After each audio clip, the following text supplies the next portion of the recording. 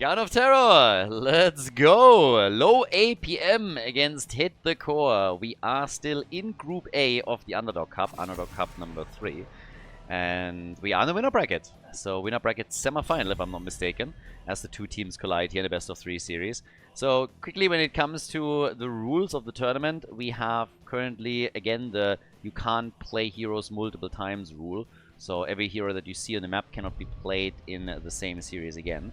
And when we're talking about the Underdog tournament, this is always the amateur scene. So right now, all the teams ranging from Division 2 to Division 4 in Heroes Lounge are allowed to sign up and play. And we had 16 teams sign up, so we have a lot of action in the group stage alone already. But this is going to be a short and sweet tournament, and we'll see which team comes out ahead. The whole idea here is really that we want to give a little bit of exposure to the grassroots as well. Obviously, you have your top-level tournaments, but for a lot of these guys, there's a little bit of an entrance barrier. You don't want to just go up, against the strongest team immediately, get absolutely slaughtered, and here it's a bit easier to just dip your toe into competitive play. And that's what the teams are doing. There's a little bit of prize money, a bit of pizza money on the line, fully sponsored by me. We did the amateur tournaments beforehand. We're going to throw them in every now and then, just a little bit of a contrast to the top-level tournaments that we're getting.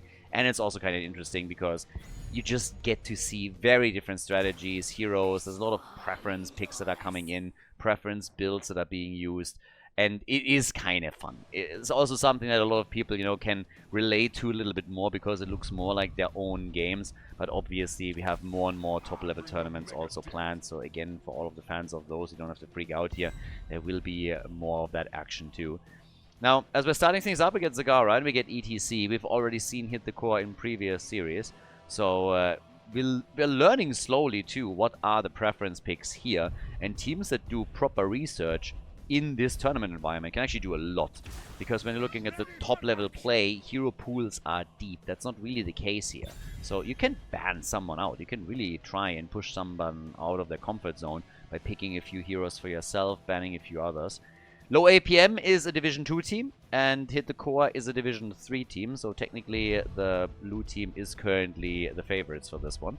Map was chosen by Hit the Core, and this seems to be one of their go-to maps. They chose the same in the previous round of the winner bracket as the starting map, and it was successful there too. Dehaka is the only global.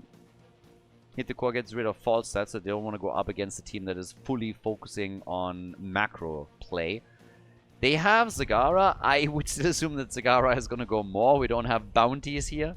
So it would be a bit of a surprise for me to see Nidus. But hey, if they feel like that's a good choice for them, by all means, go for it. And then we get Hogga. So yeah, Hogga getting banned out makes obviously sense. Garden of Terror is a very mercenary camp heavy map. Hogga excels there. He's also, generally speaking, a good side laner. So let's see. And for the red team, they played Li Ming and Vala the last time that they played here. So those were the two damage dealers that they went for. We get Hanzo this time. Seems like it's going to be a completely different lineup for them. Lucio. So Hanzo, Zagara for damage. Lucio then for the heals. Definitely way of what they tried to play the last time that they were active on Garden of Terror in the previous series. But that leads us to our double pick for low APM. This is a best of 3 series, by the way. I'm not quite sure if I highlighted that, but we're going to see a lot of best of 3s in the group stage. And then, of course, we're going to jump into our playoffs. Gul'dan comes in here in Garden, and we need a bit more damage for low APM of an auto attacker, and there is Greymane. So that's going to help them not only with additional wave clear, but also mercenary camps, and for the team fights, it's definitely also another solid choice for them now. But that leaves us with our final pick. We still need either a main tank or a side laner. It's a bit more likely with Isness picking ETC that it's actually a side laner that they're looking for here. Somebody who will then deal with the Dehaka. But let's see what they're going to pick. Map number 1. We're going to Garden of Terror. We got Arthas. Alright. Arthas and ETC for Hit the Core as they're going up against low APM. Low APM on the left in blue with Gumis on Murden. We got Voice on Greymane, Mr. X on Brightwing. Zaxi is playing Gul'dan, and we got Hammerin on Dehaka. As I, by the way, already said before, this Mr. X is not related to the Mr. X that sponsored the X Cup. If, in case you guys still remember that series, at least not to my knowledge, that would have included a name change, and I don't think that happened. I would probably know about that. Over on the right side, hit the core in red with Isness on Arthur, so they actually swapped the tanks around, which means ETC, played by Sparkman, seems to be the side laner for them, and therefore likely stage dive to mirror Dehaka's movements. Marta is playing Lucio, we got Lucas on Hanzo, and Wookie is playing Zagara. So, let the games begin. Level 1, we get the Echoed Corruption for Gul'dan. And Arthur's actually went into Internal Hunger here. So he's gonna try and stack this up a bit. More on the damage side. Not speccing into Howling Blast, as we've seen so often. Arthur's was played in the Murky Cup as well. There was a lot of speculation also on in the comments on YouTube in particular, where people have been talking a bit about saying like, yeah, well, Arthur's is a little bit underrated currently. He was played way more than I expected him to. Now, there are obviously a couple of rule sets in the Murky Cup that might have made that a bit more attractive as a pick. The problem with Arthur's is that even while he was taken a lot more often, his win rate still sucked. He was played, I think, 10 times and only won 2 out of those 10 games, which is definitely not enough. We had, even in the olden days, we had the Taiwanese team, please buff Arthur's, and even in 2025, we can still mirror that. It would be lovely if they would just buff his numbers a bit and make him more viable. So I love that teams are more often trying to make him work, but very rarely does it actually give them success. So some number tweaking would be pretty cool, even though I have my doubts that we're actually going to see this. Top side, Zagara is starting to move in again. Wookie on level 1 has decided to go for Corpse Feeders here. And the main action is down at the bottom of the map. Seems like Sparkman might be in trouble, but ETC slides out just at the last moment before getting eliminated here. So good for them. That pressure, though, is still raging on. Gul'dan becomes the next target. Waiting for the next power slide, but he didn't have the cooldown ready for that just yet. Level 4 to level 4 now. But the blue team, pretty aggressive. And they're able to take the wall down quickly. As the red team is still trying to get some mercenary camps up at the top to maybe repay them on their top lane. 8 stacks for Gul'dan. And Arthur's, I mean, he's working through the trade right now. So wants to have that mana management, of course. Boost the damage a little bit. And we'll see if he's going to get there. But the first seed is now slowly coming up. And we'll see what they're going to be able to do with that. All the way towards the top. Yeah, Hammerin is pushing Zagara back a little bit. Zagara on level 4 went into the Medusa Blades. So more push power for her. I am very intrigued to see what we're getting on level 10. I mean, again, more is what we should get. More into a Power Slide Mosh, for example, or Hanzo Arrow seems to be a really, really strong potential combo for them, if they can execute this. But by now, we are obviously still a couple of levels away from heroic abilities, so we're not going to get anything out of that. Muradin in the middle of the map using all of his amazing wave clear to take the minion wave out. 1 hit at a time with his hammer. I feel like Muradin should have a smash attack, right? If you have a hammer, you should at least on the animation level, even if it just hits every 3 attacks or so, just him smashing a minion, you know, just like full-on smash move, Hulk style. That would be kind of fun. There's a lot of cool stuff that they could do with these things, but yeah, we're seeing none of those. Level 7 talents available for both teams now. That gives us the Quicksilver Bullets, by the way, for Greymane, so already very different. No Wizened Duelist, but instead just some extra range so they can stay back. We have in the middle Gul'dan, Zaxi, and he gets Hanzo'd. Gul'dan gets Hanzo'd by Lucas. Nicely done. Big attack here. They tried to go for Greymane too, and you know what? That nearly worked out. Brightwing came a second too late for the heals if they would have focused that harder. But at the end of the day, Greymane still survives and makes it out. The seed, then again, it's getting taken. Hit the core with the second objective. It was a really nice spawn position for low APM. But they lose the second seed too, so now there is some pressure by hit the core. just based on the fact that 2 seats have already been claimed. Now in experience, that's where the blue team is starting to pull ahead a little bit. Damage output, well, quite low for all of them, but when you got nearly 10,000 for Gul'dan, 7,000 for Hanzo. We go for the Siege Giants. Hakan Zagara still sitting at the top. ETC is sliding out as the rest of the team is starting to help out, and it again centers around Arthas. Isness on that main tank. Now, Seed is spawning. This is a pretty neutral position. But if they get an early level 10, or if they can just stall the game out and the blue team grabs it, then they should be able to take some forts out very, very quickly. Well done. Double checking with Arthas over here. Just everybody saying hello real quickly. But there's still a camp to be taken, and they want that before they go and fight for the seed. Now Zagara is also pinned down a bit at the top. But level 10 is, as I said, about to hit. So low APM, they gotta... Okay, well, that's... Widow's Rays are small. yeah. In that window, they can't do anything.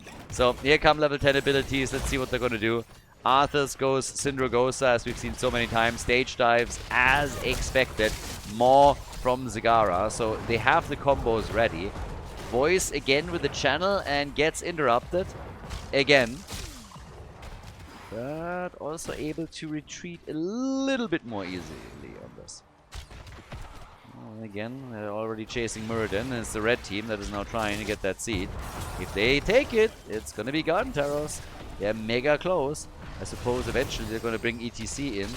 But so far he's sitting at the top lane still. Trying to get the team back into a good spot on experience. Maybe now the moment for Deaka joins the fight. Brightwing gets hit. Horrify is out as well. And Hanzo dies. Greymane happy to oblige as he's presented with the kill opportunity. Jumps in, takes it. And this is going to be a nice one for the blue team. Low APM is looking good here. The Division 2 team about to get the objective if they can channel this. And they already got a kill and are pushing the bot lane simultaneously. Overall, only 2 kills. 7 minutes in already. Gul'dan with the interrupt. Yes! Wasn't able to take the seed. Too many roaches on the ground, but now they're going for Zagara. And she gets saved by Lucio, but they're struggling, as you can tell. They're really having a bit of a problem. Arthas is now coming back. The seed has been taken by the blue team, though. So there's no Garden Terrors coming for the red team. They were not able to get that through. Interrupted a few times, but trying to bring Arthas back to attempt and reverse the tide. But yeah, low APM was able to claim it eventually. Arthas is now also sitting on 10 stacks. So the quest is completed. He's going to stack this further. And we'll see how far he can get with it. If this is going to be some late game damage output that is actually significant enough to make a difference. We're trying to go for the Haka. Big tunnel. But lots of damage is not enough. But nice damage output from Hanzo regardless. Lucio, of course, helping them to close the distance a little bit here. We're now on level 12 for both of the teams, and it's all centering around Mercenary Camp still. As Gul'dan has 21 stacks on his level 1. The synergy with the level 16 talent is soon going to kick in on 16. So with that, it would be nice if you can complete it by that time. A few more fights over seeds might just help him with this. And this seed position is again pretty nice for Hit the Core.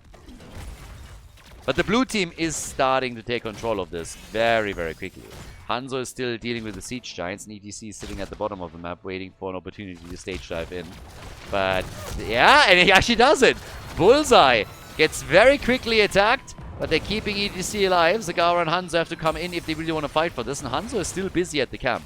He's now slowly moving over. The Siege Giants at the bottom of the map. So if they can stall the fight over the seed out, those Siege Giants will do damage at the bottom forts. That's another win that they have. Syndragosa's coming in straight through the choke point. And they take down Greymane. They also got the Dragon's Arrow out from Hanzo, zoning them fully. Muradin is gone. And this is looking great for Hit the Core. They're gonna get those Garden Terrors now. And with 2 heroes dead on the blue team, they should be off to a very good start on this push. The Haka, for example, can still protect one of the Siege Giants at the bottom of the map. The Garden Terrors are now coming in. There's even the attack in the mid lane that this is all centering around already. ETC. Yeah. Let's be careful here. It's a battle between Hanzo and Zagara. Who does the most damage? 18,000 on both sides. Greymane with 23k. And Gul'dan is also past 20,000 damage. That doesn't really help you though if you're starting to lose forts and if you're falling farther behind. It's 3 kills to 1. Fort in the middle is gone. Fort at the top. Not looking too hot. This one is not going to make it either. So that's 2 forts destroyed. If they can now, at the bottom of the map, get themselves even another one, then that, when they can, that would mean that with the first objective alone, Hit the Core was able to destroy 3 forts. That's pretty big. Actually, the defense might save this one for now. And they do. Well, not going to be for long, but yeah. Hanzo with a quick ult here. This is going to be so much more useful once they're on level 20. The cooldown reduction obviously makes this very, very spammable. If you play your cards right. Which we can assume they're going to do. But Zagara is actually quite happy with her damage output as well. While everybody was fighting at the bottom of the map, she was still pushing for the bot lane, for the mid lane. Did do pretty okay here. We had Frost Strike now in. 13 stacks for Arthur's. And still the pressure at the bottom of the map as they are trying to take the mercenary camp out. And again, a quick reminder, Hit the Core actually chose this map now for the 2nd time in a row. They won in the 2nd series. They really like playing here, and so far you can tell why. Now, blue team, yes, the Horrify, nice. That was on point. Stormbolt, bam. Horrify, bam. Double hit against Lucio, and then no opportunity for him to escape. This is exactly how you do it. And now, freie Fahrt ans Mittelmeer. Straight to the bot lane as they're trying to take that fort out. But there's a lot of dragons here. There's a lot of dragons. And this one gave value. Not only zoning value, but they actually got damage in on Mirrodin and are able to get the kill. So they get Hanzo's strike out. Syndragosa from Arthur's. That was pretty big. The slow obviously helping, but now the fight turns again. And with the damage over time, Hanzo gets destroyed by Gul'dan. So they turned the battle again. Red team is still on the run. Their lick is too much to handle. Arthur's is dead. Goodbye, sweet prince. He is gone. ETC. A little bit of a Sudoku mission here as he slides in. Trying to commit honorable Subaru. But he's still alive. Got some heals. And is good to go now. 24 stacks for Gul'dan. That's the situation for the damage dealer on the blue team. And Zagara now with the Corrosive Saliva and the Hydralisk Transfusion. We get also Frostmourne Feeds for Arthur's. And on top of that then Frost Strike. So really heavily hinging on that build. The damage output for Arthur's is at 19,000 now. So not really all that insane. If he can scale a bit more, then we'll see where he ends up with at the end of the game. But right now, he is ahead of someone like Mirrodin. Alright. But, yeah, that's essentially it. And Dehaka. But it's all only heroes that are on the side of low APM. Who are invading the camp at the top and decide that they would take this. Not quite sure why Hanzo thought he had to use his ult here. That's still a pretty big cooldown that you're burning. 60 seconds with the seed now spawning. That might have been better if you waited it out and use it during the objective fight. You might have probably have a bit more fun with that. But the seed is now up. This could be Garden Terrors for low APM. So it's all about what Hit the Core is able to do here. They have their own camp, and ETC is still pushing at the bottom of the map. Dehaka has to match that now and try and defend it. Because ETC still doing his thing, and obviously with Stage Dive he can join the battle whenever he needs to. But if he gets value through those Siege Giants, then hey, he's going to be a happy panda. Now over here, once again, the attack against the Seeds, the channel. Red team wants to steal it away. Ooh, Mirrodin. If they can stop him from jumping over the wall, he is gone. But that's also a lot of damage that the main tank has now taken. Needs those heals, needs the trade to kick in. But the red team hasn't pushed the aggression too much. They still have ETC down at the bottom of the map. So he can tunnel in. Not tunnel, but like jump in whenever he needs to. Ult for Hanzo is also back up. Here comes the attack. Dehaka says hello. ETC now with the potential to jump in and does. But good damage from Gul'dan. And Zagara is actually the first one to fall as Greymane moves in on her. Syndragosa is being used. Hits only Brightwing. They're trying to go for Muradin. It's again the isolation of the Haka as they use the Dragonstrike of Hanzo to split the blue team. It's still a 5 versus 4 and Brightwing is channeling and it's Garden Terrors for the blue team. Low APM with Garden Terrors here. They are focusing on the Haka though and they get the kill. So that might just help them with the action here. Defending the fort, at least the one in the middle. At the top, I don't think that fort has a chance. So yeah, this one gets eliminated. But in the middle, they might have a shot here. That Garden Terror is already taken out. Down at the bottom of the map, ETC is now doing his thing. He's going to have stage dive back in just a moment. So even if he has to rejoin the fight in the middle, he can definitely do that. Damage output as we're nearing level 20. We got 43,000 for Greymane. 37,000 for Hanzo. ETC is back, eats the Stormbolt. Where's the slide? There it is. They try to go for Gul'dan. And he gets away. Gul'dan is able to get away. Garden Terror at the bottom is doing some work. Oh my god. Gul'dan is actually about to go down. Drops a Horrify. Was nearly killed by Hanzo. They're focusing on Greymane. They kill him. And that is still a kill on Brightwing as a follow-up. While Gul'dan hasn't fallen. They get 2 and then they make it 3 as Muradin gets destroyed. So, nicely done. Hit the core with momentum and level 20 talent. Same obviously true for the opponent. Gul'dan actually decided he wants to be a bit more passive with the Harmonic Circle. But that Skeepster are getting attacked. Down at the bottom of the map, ETC is still slowing this down. Good for him. He has a stage dive upgrade. And is only 10 seconds away from getting stage dive again. And there's also Syndragosa. They have 30 seconds to get that keep. They will get it.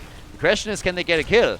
Gul'dan, very quickly, he kind of baits out the ult and then uses Demonic Circle. But by now, the cooldown reduction for Hanzo is obviously available, so this is going to make this way easier for him.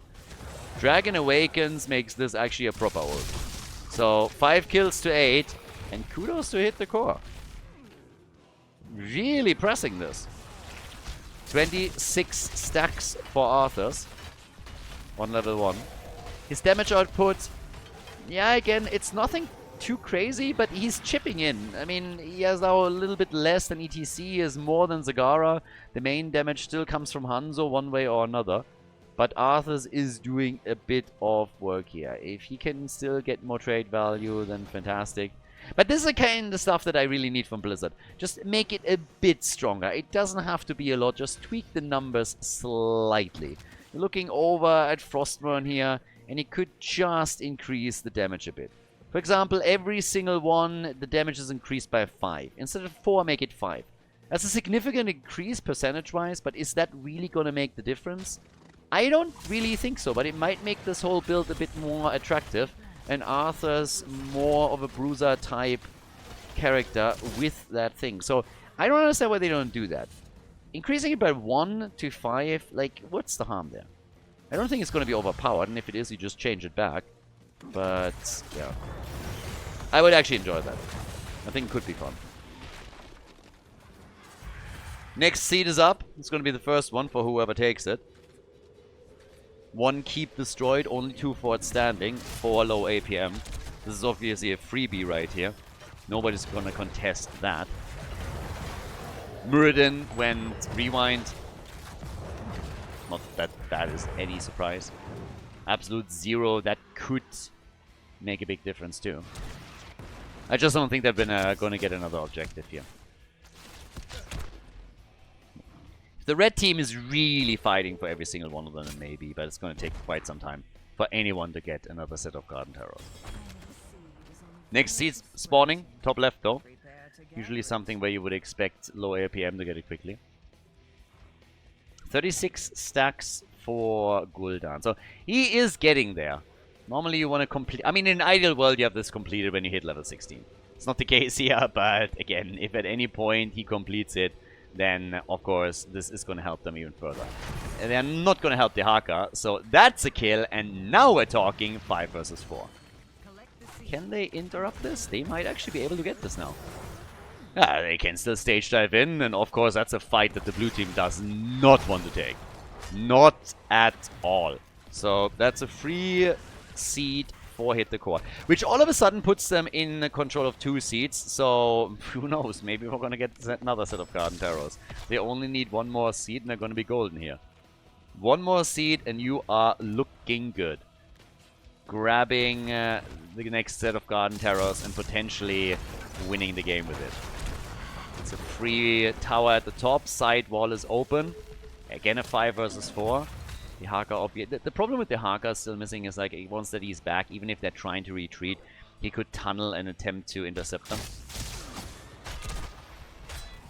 But they are looking for opportunities. And with Arthur's Syndragosa and then the Dragon ult from Hanzo, you have a lot of tools here. They are working through those mercenary camps as well, really painting the map red at this point, as you can see. Oh, they want this one. Yeah, they're engaging into it. Here comes Hanzo with the ult. And that's big damage from Hanzo. They're getting a double kill. They're making it a triple. And they come in for Gul'dan, who barely uses his Demonic Circle to escape. But this was a big one. I was waiting for Syndragosa initially to come through a lot faster than this. It came a bit late, but they got so many kills, and now they can go straight for the core and again go and put some glory to their name. So that was a big one. Gul'dan completed his quest. Good for him. I think it might have been a bit too late to make the difference here. 12 kills, 2-5. And the Division 3 team is about to take down the Division 2 opponent. Hanzo goes down though, so Gul'dan with a kill, but the core is falling, it's falling rapidly, and this should be game. Game number 1, Garden of Terror, great map for Hit the Core from the looks of it. They are taking it, they get the Garden Terrors too. This is one way or another, this is going to be the end of game number 1. Lucio's trying to get some damage in, Isna, Zagara, and there we have it. The lead in the best of 3 series for Hit the Core against low APM. GG. We're heading into the next game in a moment. Before we do, once again, a bit of an appeal from my end, guys. You can support the stream for free right now. We got a campaign currently going on with Opera GX. It is the easiest campaign ever. All you gotta do is you download the browser through the link that you can find in the video description, and you watch the video on the browser. That's essentially it. It's as easy as that. It's going to take you a minute, probably less. There's no insane download involved here. There's no game where you have to play to a certain level or anything of the sorts. It's really as easy as just downloading the browser and then watching the YouTube videos on the browser for a bit. Browser is quite nice, has an integrated VPN, has integrations for Discord, WhatsApp, and a lot of other tools that especially targets gamers. But if you just want to support the stream, this is literally all you gotta do. Check out the link in the description, download it quickly, watch the video there, and you're good already. Thanks a lot for the support. Really appreciate everybody that is taking a minute or two to do this real quickly. Thanks a lot, and enjoy the rest of the video, guys. Game number 2, Battlefield of Eternity. Hit the Core is in the lead, everybody. The Division 3 team against low APM, who is, they are Division 2 teams, so they were the favorite coming in here today. Apparently, they're playing with a sub, so I got some inside information. Obviously, I got to admit that I'm not that familiar with all of the teams that are playing. We have 16 teams out of all divisions together. So, from at least what I was told, low APM is currently missing one of their strongest players. And that obviously is a bit of a setback for them, but they should still be the favorite going into this. Now we're heading into Battlefield of Eternity. Heroes that have been played cannot be played again. And as I always like to point out, this is more of it's more of a problem for lower level teams than it is for higher level teams, because hero pools by definition are smaller. I mean, generally speaking, for everybody that is, you know, having problems ranking up and getting stronger, getting out of bronze or whatever, you hear it all the time. The first piece of advice is usually to just become a one-trick. Play one hero, play maybe 2, and that's it. Because most people that just play on these levels, they don't have the time to practice properly. And if you then just split your practice on too many different heroes, it makes it really difficult to get good on any of them. But if you're now, of course, in a tournament environment and the opponent knows that you're mainly playing 2 heroes, you play the hero once, you can't play it again. You might see one banned out, maybe picked away. So that makes it difficult, and that puts a bigger strain on exactly those teams, the lower level teams. And teams have been enjoying that in the previous Underdog Cups. I've been talking about it a lot because it gives them more tactical options. Vala is the first pick for Battlefield of Eternity. We've seen Vala played previously by Hit the Core. Actually, now that I think about it, no, it was not Hit the Core that played Vala in that series. It was the opponent's team. Still an arrow build that I would expect, yeah. Li Ming and Anduin. Alright. So, Li Ming and Anduin are being picked here. Both good choices. And, well. Did we have Anduin in the last one? No. Anduin is everywhere. We need the next Meta Madness, honestly, just so that we can ban a couple of heroes out. I don't want to see Anduin's face anymore. Not because I have an aversion against the Crybaby, but just simply because he's ruining all the good plays. Every single time that you're looking at a good play, he just comes in and pulls the target out. And I, yeah, having nightmares of that already. Mei as a pick on Battlefield of Eternity. This is what I'm talking about. Those are just these preference picks. Normally, you would not see Mei on a second map, even with draft restrictions. It's just not a thing. Not a thing. Same for Whitemane. But they played Whitemane in the previous series and now playing her here. So they clearly have a thing for her. I mean, who doesn't? Naughty girl for sure. Now, we got a Hogger. Banned out again. Yeah, no love for Hogger here today. He got banned on Battlefield of Eternity. They're banning him on the Garden of Terror. So, yeah, Hogger just generally gets the axe in the series. But with Vala now already claimed, I want to see how many stacks she's going to get. I still assume arrow build. In most other cases, when you're looking at the top level, you would see a lot more auto attacks than arrow builds. We've seen, even on Battlefield of Eternity, a huge focus on just auto attack style. But in this case, I would assume that we're going to get arrows and a just very clear focus on immortal damage from her. But for low APM, after that setback on Garden of Terror, let's see what we're going to get for the front from them. You could still play some pretty interesting comps here too. I mean, if you want to go for a full sniper comp, you can still do that as well. And for example, say, alright, we're going to play around Varian and Taunt here. We're going to set Li Ming up with Glass Cannon.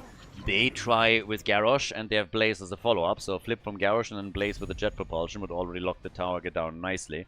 And then Li Ming, no matter how she builds the talents here, should have a lot of burst damage that they can play around with. And then it's just a matter of what Zaxi plays so that he can get some damage in on the last pick for low APM. But the team is now obviously under a bit of pressure. It's a best of 3 series. So at this point, if you don't win this one, you drop down into the losers bracket. We get D.Va and we get Lunara. So Mei and D.Va, I have to admit, did not expect that front line from Hit the Core. Not even a little bit. And over here, we get Solgen. They wanted Axe, and they're going to get Axe. Battlefield of Eternity is the map. Let's go. Game number 2. Game number 2. So, moment of truth here as we're heading into this. This is, by the way, not the Murky Cup. I think I had that logo on the entire time right now. I need to swap that out later. I prepped everything else, but this one I actually forgot. So, on the left side, we got low AP. Nobody has pointed it out, by the way, the entire day. So, I was just testing the audience, and I don't know what to tell you guys, but you failed miserably. On the left side, Gumis on Garrosh. We got Voice on Li Ming. Mr. X on Anduin. Hammerin is playing Blaze, and we got Zaxi on Solgen. Team Feminism over on the right side with Lucas on Vala. We got Wookie on Lunara. Isness on Mei. Whitemane on Mata, and Sparkman is playing D.Va. So, let's go. They're fighting for victory and equality here. Hit the Core with an auto attack after all. I actually am surprised right now. Auto attack, Creed of the Hunter from Vala without a triple front line and without a double support. That is definitely a little bit off. I don't think they are going to mind Lucas dying every now and then from the looks of it. But given the composition that they're playing, I heavily expected them to go straight into an arrow build and just focus on the Immortal a little bit. Solgen with Bone Slicer as his level 1 talent here. And the all-girls team on the right side with an opportunity, of course, to now win this entire series and move on to the winner bracket final. So let's actually see if they're going to get that. But yeah, for now, Vala's just stepping it up a little bit, getting a few hits in. Gomez, flip on Isnes. Topside D.Va against Blaze, and oh, that could have been a kill. Yep, that could have been a kill over here, but he was able to get away. Got the heal there last second, but this was still a little bit scary. So yeah, Garrosh has to be careful too. They can melt him down fairly quickly. Eva at the top. Still fine. Ah, trying to go for a kill in place. Not able to lock it in, but the battle at the bottom of the map continues. I do not think this is going to look too... Oh, Bambi is gone. Venison is on the menu for later today. The barbecue is on, but Vala gets killed, loses a Gambit stack. They're killing Suljin. It's a slaughter. Try to go for Li Ming as well, but at the end of the day, as the dust settles, it's 2 kills to 2, and the blue team grabs the objective. As I said, just from the looks of it, I do not think that Vala is going to worry too much about dying a few times here. If you're a player with this combo, you kind of accept that she's not going to make it out unharmed. This is unlikely. So there's a very early kill against her, and it removes some of the auto attack speed. As long as she at least gets a couple of stacks together, they're going to be fine here.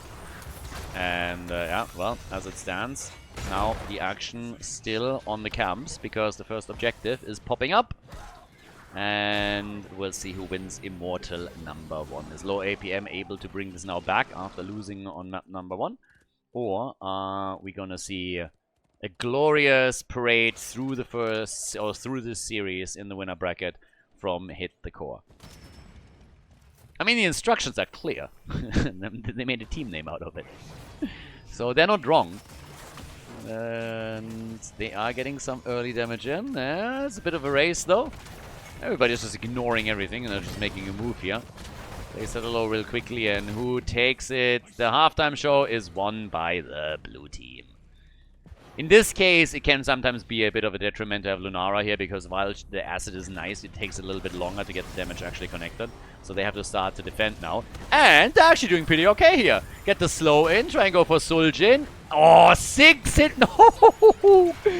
He was at 6 hit points, made it through the gate, and then the arrow RNG is still connecting, and they take him down. And they kill Li Ming as well. Vala all of a sudden doing work here, sitting at 62 stacks on her level 1. And yep, they get 2 more kills, and now they should be able to claim the objective.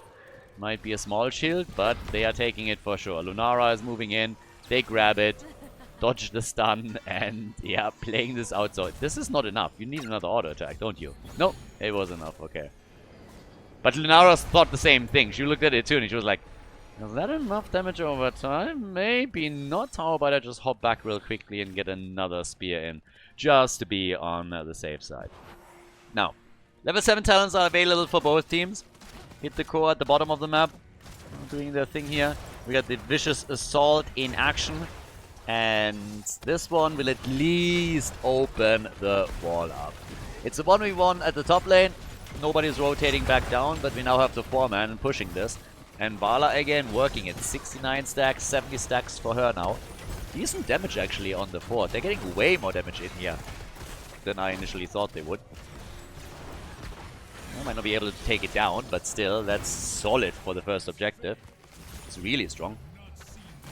Vala now with 75 stacks. Yeah, and all the way at the top. Yeah, these two locked into an internal battle as side laners as usual. A little bit of a visit though. Bambi is saying hello real quickly.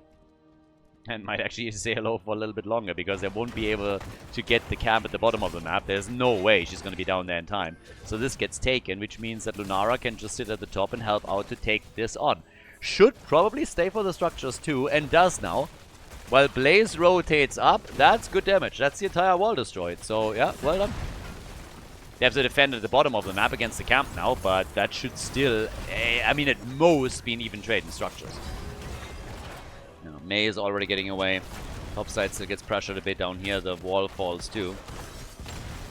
Slightly inexperienced for Hit the Core. Nothing too crazy. I mean, again, just level 9. Small gap. So the objective damaged the bottom fort quite a bit, but not more than that. And ooh, Vala gets ragdolled. Look at that.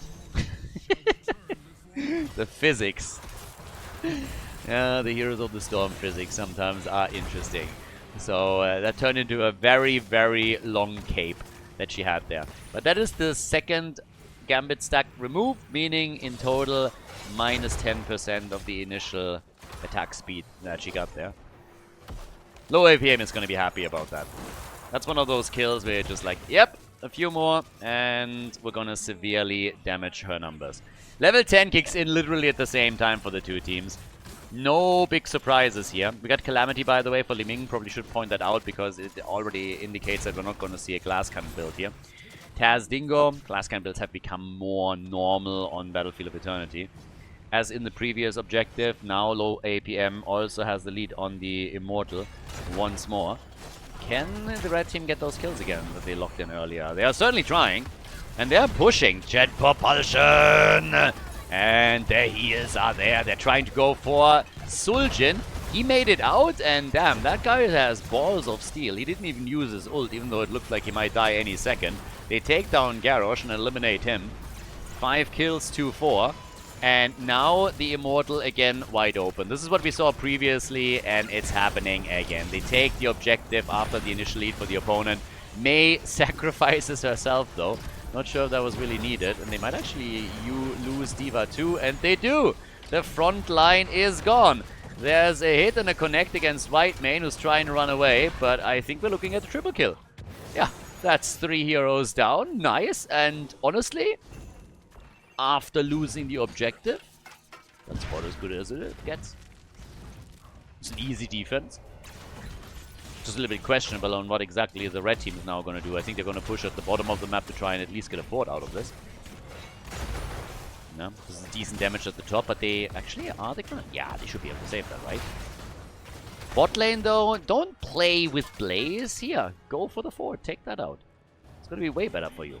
Topside fort is already safe. Now they're invading at the bottom of the map, and with a little bit of pressure, they can easily take this one out. So, one fort gets destroyed. Didn't even rotate down to protect it. Instead, they're trying for a kill, but Sparkman is able to escape. Was a close call, though. What is D.Va even doing when she hearths? Sitting down and then playing with a Rubik's Cube, or like repairing something? That was a little bit ballsy. A bit arrogant from her. Creed of the Hunter.